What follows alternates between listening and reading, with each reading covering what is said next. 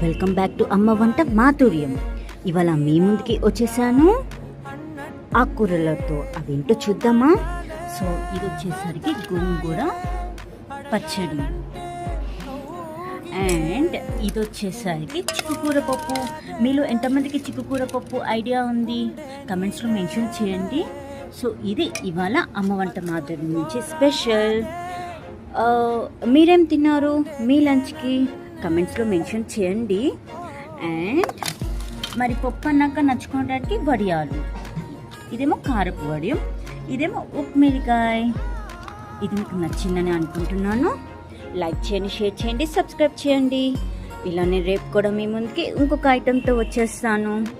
అప్పటి వరకు bye bye.